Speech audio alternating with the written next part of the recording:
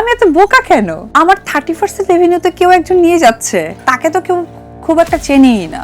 তার চেনার কারণটাই তো হচ্ছে আমি, তার চেনার জানারটাই তো হচ্ছে আমার ফ্যামিলি পার্সন। এই শাকিব খানকে আসলে কিভাবে দেখেন? যাদের অস্তিত্বই হচ্ছে নোংরামি করা, সেখানে আপনি আর কতটুকু নিজেকে বাঁচাতে পারবেন? আমি খুব বোকামি করেছি, কারণ কি এই যে কম্পিটিশন, এই কম্পিটিশনে আমি যেটা লাস্টের রেজাল্ট দেয় না, যে মানুষ পড়াশোনা মানে এক্সাম দেয়, বাংলা, ইংলিশ, অঙ্ক, কেমিস্ট্রি, এগুলো দেওয়ার পরে রেজাল্ট আসে না, যে তুমি এটাতে এত মার্ক পেয়েছো, ওটাতে এত মার্ক পেয়েছো। আমি রেজাল্ট লাস্টে দেখলাম, আল্লাহ, আমার 30% রেভিনিউ তো কেউ একজন নিয়ে যাচ্ছে, আমি এত বোকা কেন? লাইক সোশ্যাল মিডিয়াতে ইনকামের একটা জায়গা আছে, মানে আমার মানে 30% রেভিনিউ, আমি অপোজিট পার্সনের কথা বলতেছি, কারণ তাকে তো কেউ খুব একটা চেনেই না। তার চেনার কারণটাই তো হচ্ছে আমি, তার চেনার জানারটাই তো হচ্ছে আমার ফ্যামিলি পার্সন। হাই হাই, আমি তো দেখি মানে আমি তো আর 8-10 জন মানুষের মতো খোঁচা দিলে তো কাজ দিলে হবে না। তখন আমি চিন্তা করলাম, বা আমি যদি কাউকে নিয়ে কিছু লেখালেখি করি, তাহলে অপোজিট তো লিখছে, যখন অপু লিখছে তখন অপোজিট পার্সনের ওয়েট করছে। সো আমার 30% রেভিনিউ হয়েছে, আমি কি বোকা যে আমি 30% রেভিনিউ তাকে শেয়ার দিয়ে দেবো? আমি তখন স্টপ করে দিছে। এগুলো কি?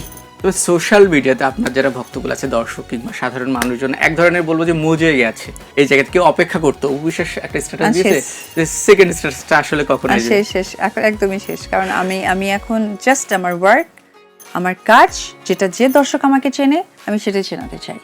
আমি অবশ্যই ক্যামেরার সামনে কথা বলতে স্বাচ্ছন্দ্য বোধ করব, সেটা হচ্ছে গিয়ে অভিনেতা শাকিব খানকে নিয়ে। সো আদারওয়াইজ না।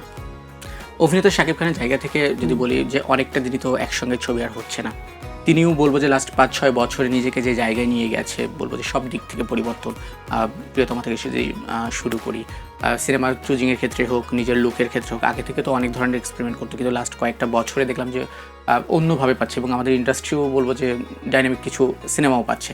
এই শাকিব খানকে আসলে কিভাবে দেখেন? একজন শিল্পী হিসেবে এটা অ্যাপ্রিসিয়েট করি, তার চলচ্চিত্র চেঞ্জ হচ্ছে, এটাই সবচেয়ে ইম্পর্টেন্ট ব্যাপার।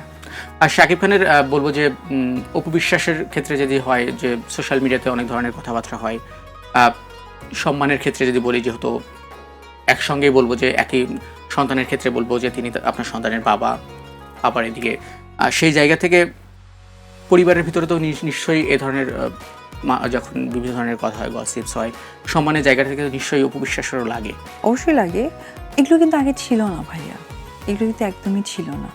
একটা সার্টেন টাইম থেকে না এই কাদা ছোড়াছড়িগুলো শুরু হয়ে গেছে। কেন হবে না? কারণ এখানে যখন জেগে আপনি ঘুমান, সেই মানুষকে তো জাগানো যায় না।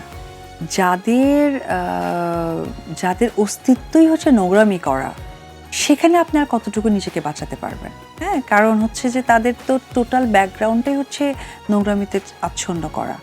কারণ আমি যখন একটা ভিডিও মনে হয় দেখেছিলাম, যে আমার পরিবারকে নিয়ে অনেক ছোট করে একটা ভিডিও ছাড়া হয়েছিল, আমার অ্যাসিস্ট্যান্ট আমাকে দেখিয়েছিল।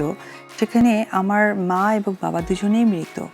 হ্যাঁ, মৃত মানুষ তো একজনকে নিয়ে, তাদেরকে নিয়ে কথা বলতে হলে আসলে 3 বার ভাবতে হয়।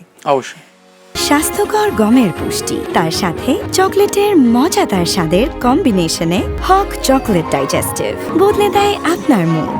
তাহলে তাদের বাবা মা কি শিক্ষাটা দিয়েছেন যে মৃত ব্যক্তিকে নিয়ে তারা কথা বলছেন, আমার ম্যারিটাল স্ট্যাটাস নিয়ে কথা বলছেন, সব কিছু নিয়ে কথা বলতেছেন নির্দ্বিধায়, মানে তাদের কোনো লজ্জা লাজ কিচ্ছু নেই। এবং কিছু কিছু প্রোগ্রামে গিয়ে নাকি বলা হয়েছে যে গসিপ করলে নাকি নিজের ভাইয়ের মাংস খাওয়া হয়। তাহলে আমি যতটুকু শুনেছি যে উনি যে কথাগুলো বলছেন, এবং ওনাকে এতভাবে মানুষ চোখে আঙুল দিয়ে কথা বলে ওনাদের গায়ে লাগে না, কারণ ওনারা অভ্যস্ত, এবং এটাই ওনারা করে যাবে, এটাই ওনারা করবে, এটাই হচ্ছে কি ফুল অ্যান্ড ফাইনাল।